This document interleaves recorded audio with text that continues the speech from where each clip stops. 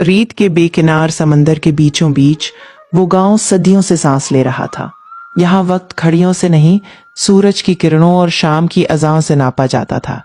सुबह जब पहली रोशनी मिट्टी के घरों की दीवारों पर फिसलती तो लगता जैसे सूरज भी उस बस्ती से मोहब्बत करता हो, हर दिन उसे नए सिरे से जगाने आ जाता हो। एक छोटे से सहन में चूल्हा जल रहा था। आग की लाली मिट्टी की दीवारों पर नाच रही थी और रोटी की खुशबू हवा में घुलकर पूरे घर को अपनी बाहों में ले रही थी। औरतों के हाथों की जंबश में बरसों की आदत और नस्लों की रिवायत थी। एक माँ रोटी बेल रही थी, दूसरी पलट रही थी, तीसरी बच्चों की तरफ देखकर मुस्कुरा रही थी। बच्चों की आंखों में चमक थी, जैसे दुनिया की सबसे बड़ी ईद आने वाली हो। वो रोटियां सिर्फ आटे और पानी से नहीं बनती थीं, उनमें सब्र, कुर्बानी और मोहब्बत गूंधी जाती थी। हर लुकमा एक कहानी था, हर खुशबू एक याद। गांव की तंग गलियों में जिंदगी आहिस्ता आहिस्ता चलती थी। यहाँ शोर नहीं था, मगर खामोशी भी खाली नहीं थी। कहीं बकरियों की घंटियां बजती थीं, कहीं मिट्टी के बर्तनों की हल्की सी खनक सुनाई देती थी। बाजार के कोने में चंद सब्जियां रखी थीं, टमाटर, खीरा, कुछ खजूरें और उनके साथ बैठे लोग। यहाँ सौदा कम और हाल अहवाल ज्यादा पूछा जाता था।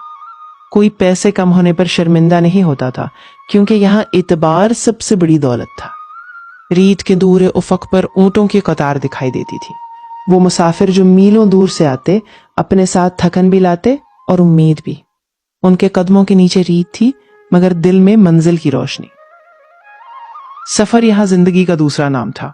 कोई हमेशा के लिए नहीं रुकता था, मगर जाते जाते यादों की एक लकीर जरूर छोड़ जाता था।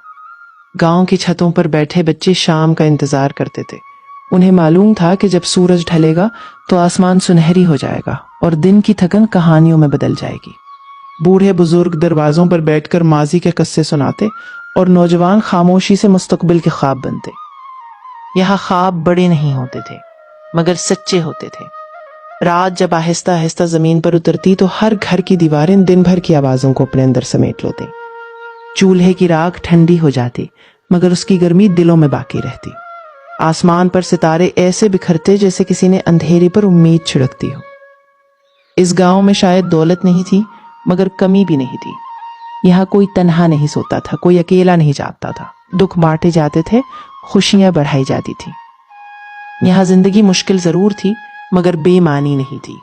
ये बस्ती हमें याद दिलाती है कि सुकून बड़ी इमारतों में नहीं मिलता, वो मिट्टी के घरों के सहन में बैठकर एक रोटी बांटने में मिलता है। यहाँ लोग कम रखते थे, मगर ज्यादा जीते थे।